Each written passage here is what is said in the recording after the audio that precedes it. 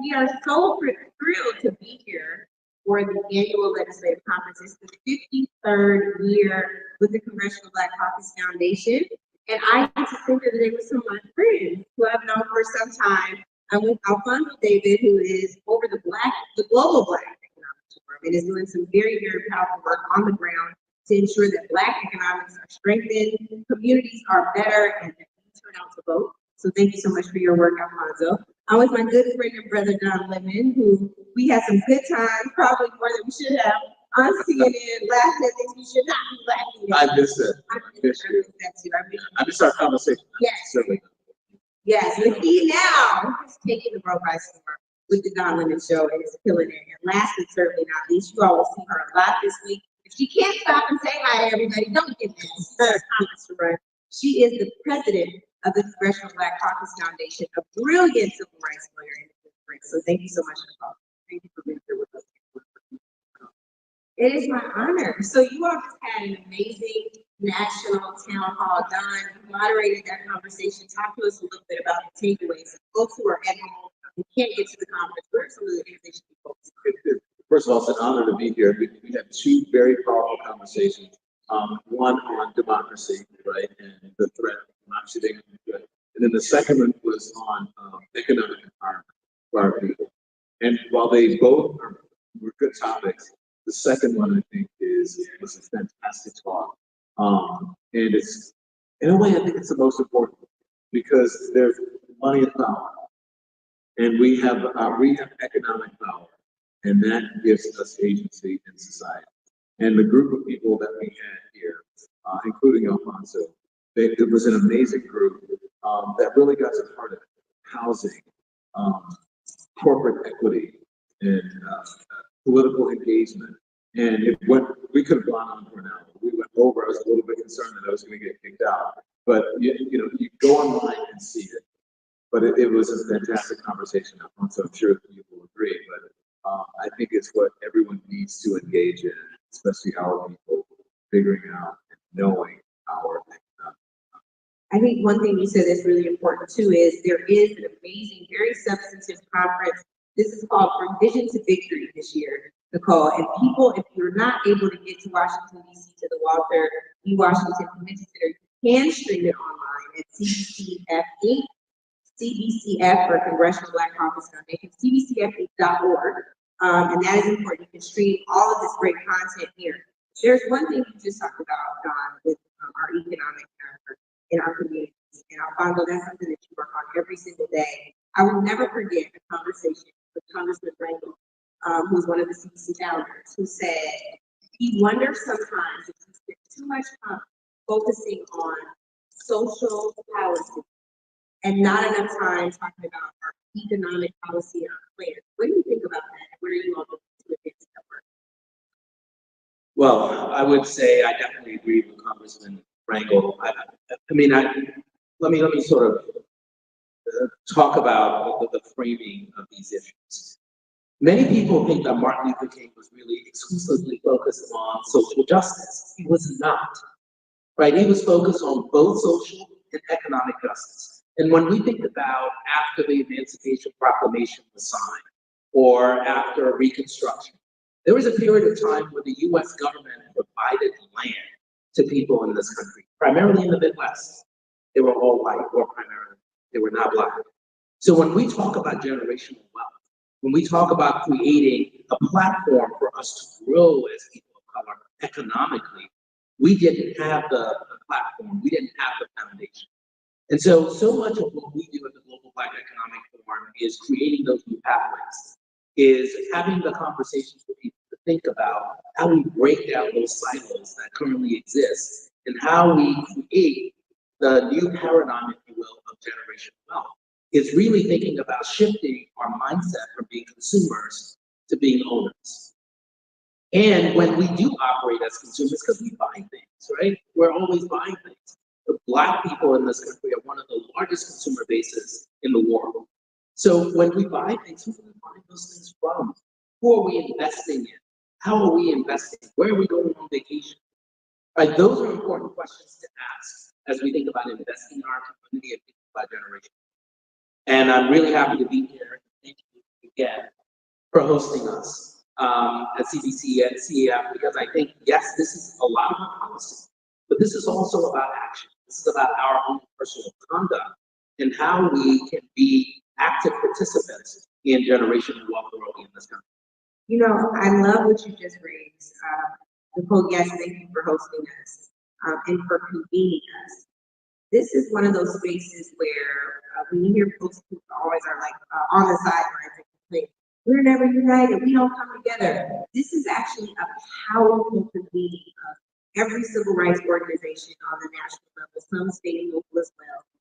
You all provide space for folks to have their own forums, even if it's not one hosted by a member, hosted by the foundation. You all offer that. Talk about why that's so important, especially in time. You know, what I like to tell everyone is that this is ostensibly the largest Black public policy conference that takes place in the country.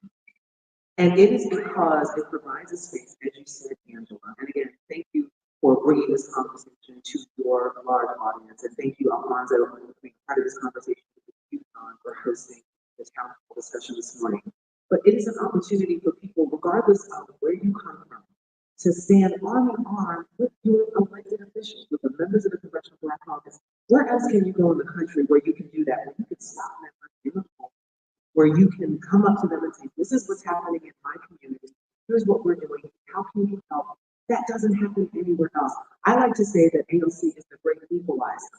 It is a place where everyone can come and have a voice.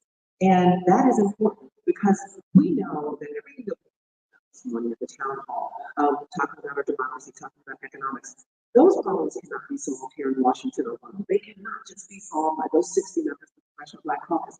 It takes citizen activism. It takes grassroots advocates. It takes people sitting in their church basements, sitting at their sorority and fraternity meetings, in their civic association, to really each and every day push for change and hold the feet to the fire of their local elected officials to ensure that change is coming to their communities.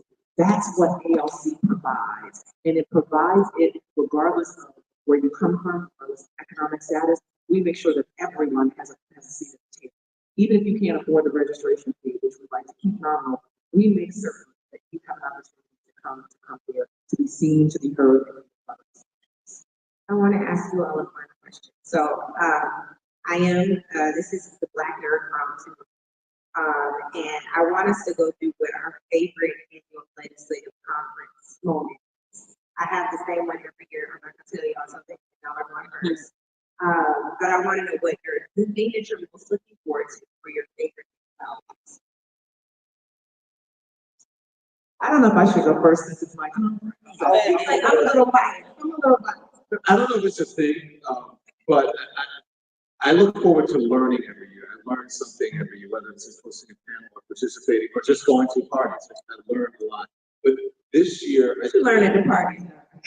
I love that part. I want to know that part. I learned how to I learned just how much I love my people and I'm going to explain it next. Because I think that we always do this, but I think, when the vice president became the nominee, and I mentioned this earlier, and the women did their call, Black women, by the way, shout out to Black women, thank you for doing that call. Thank you for Shout out to Joe taking by the way. Amen. And then the brothers did their call, and Michael Blake and Everett got on the call and said, everyone should put their differences aside because we all don't think alike, we all don't have the same opinions, we don't have the same backgrounds, but this is a moment where we need to come together and be in relationship with each other. And that was mentioned on this stage today. And then I think that's what I'm most looking forward to, in relationship with my people and everyone here. Alfonso, you go next. I don't think there's one moment. So when you ask the question, I was kind of thinking about what is that one moment? For me, it's not one moment. It is about the fellowship and community that I get every single time I come.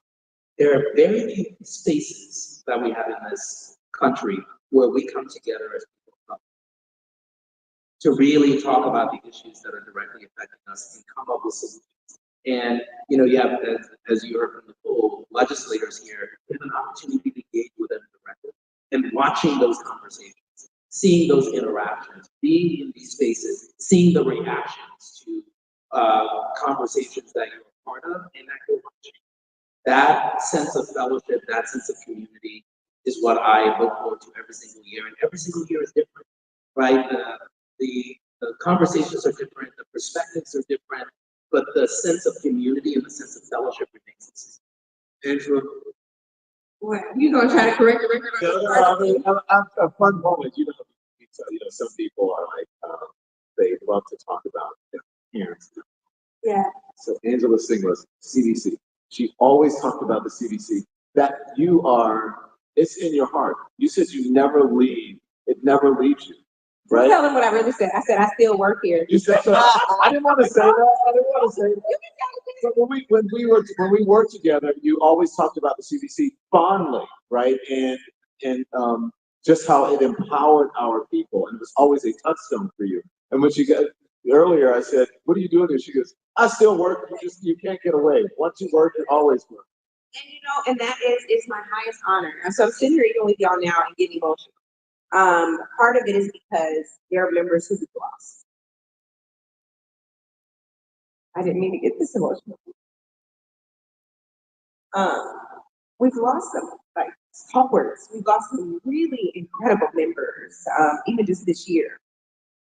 And I still work here because they're family. Nicole and I just moments ago, and to tell all the business, we just had a family talk. Like we want this thing to be the best. I want Nicole to win because Nicole wins, the members win, the community wins. And so my favorite moment probably feels very shallow, but I'm gonna tell you why it's my favorite moment. Every year at the Phoenix Awards gala, the members get their names called and they walk across the stage. And yes, you guys know clearly I like fashion. So you get to see them in their best black tie attire. But every single year that I've been here, that number has grown. And so from when I was the Congressional Black Caucus Executive Director, coming to support regular members of which I will still gladly help with this year to make sure they go up on stage when they're supposed to. It has grown from 40 to 60 members. And now we're at 58, because like I said, we've lost some members this year. But that number will be 60, and it might be more if the selection goes unpartisan. They are not the way that I want it to go. That's not on you, it's on this slide. But I will say that it is such a powerful moment, and here's why. Nicole said earlier that it is not just incumbent upon those CDC members, those 60 members, to get legislation passed. It's incumbent upon all of us. But they deserve to be seen and heard. And this is one place, this special, special sacred space, where we will see them, where we will properly honor them, and where we will call their names, and will pronounce them correctly. Yes. How about that, right? I messed up someone's name earlier, so. Oh, you did? I'm sorry, Don. I wouldn't shade you. That was shade everybody that said Amala. You guys understand, right? So it is that. And so I want to thank you, Nicole, for holding so deeply to this legacy, pledging service to it even before you got here as an official, part of the CDC family. Nicole would come and brief us and make sure we understood all the things about voting rights laws, voter suppression, like everything that was going on. And so we thank God for you. And I know I want to hear your special moment, but I just wanted to also contribute to what you're doing to ensure the members' legacy is preserved and celebrated. So thank you, sis. Thank you, Angela. And you're right, we go way back. I feel like even before I worked here, I was working for the members, as a civil and human rights lawyer who was engaged in all of these issues. I have to tell you, just listening to the three of you, I'm thinking to myself, I have to tell our team, we need to write a book. No, seriously, I'm listening to your stories. Stories bring everything to life. And people need to hear why this conference is important, why it's life-changing, why it is life-changing in terms of the Black agenda and what it helps us to do. So I'm going to tell you my favorite moment, because it is like the Constitution, it is ever-changing and ever-evolving in terms of, what we can do and how we use this moment. Every time someone stops and says, Nicole, this was my first ALC, and here's what it did for me, or here's how it changed my life, that is my favorite moment. And I relate to that because I still remember my first ALC. My first ALC, when I was just a 20-something, I was just starting law school. And this was, Angela, this is before your time, back when ALC, they used to hold the sessions actually in the Congressional office buildings. So I was in the Rayburn House office building, And I just come out of a session, and I looked to my left, and walking down the hall was Justice Thurgood Marshall. And this daunting, amazing figure, and here I was, a newbie law student, and my hero, and I am a graduate of the Howard University School of Law. Come on, you know the house that created him, and that his mentor, Charles Hamilton Houston, helped to build. And that was life-changing for me. But that's what I mean when I say this is for everyone. Because when people stop me and say that and tell me those experiences, it is a reminder that this is a place for everyone. As Alfonso said, it is a place where everyone has an opportunity to come and talk to members, create change. Those are the moments that I love. And they happen every day. Just before we got up here, someone came to me and said, Nicole, I met you. She met me at another conference earlier this year. And I said, well, do you know about the annual legislative conference? She was telling me she was planning to go to law school. She was planning to run for public office. And I said, well, here's what ALC is, and here's why you need to be here. And not only was she here today, she was also here with another young Black woman who is running a project in her hometown dealing with Black women and voting, working with Latasha Brown. So it's all about those connections. And that's what comes to life for me. And those are my favorite moments. So for everyone who we're wrapping, for everyone who will be here this week, I hope that you hold on to those moments. For every staff member in the CBC members' offices, for the foundation staff, this is for y'all to hold on to those moments. Those are the affirmations that will get us through those tough times that aren't going as smoothly as we'd like them to. But this is something that is so very special, and we invite you all in to our family to be with us this week. I can't wait to see you. And if you happen to miss this year from Vision to Victory, we hope to see you next year because we will be winning. Now, I want to thank y'all for this Super Soul moment because it could have been more like Shannon Sharp. And on that note, we'll say goodbye. Oh, wow. Yeah. I was gonna shout her every time I see her, from her shoes to, look at that. No, I knew you were done, but look how amazing. I mean, that was. Guys, that was special. Thank you.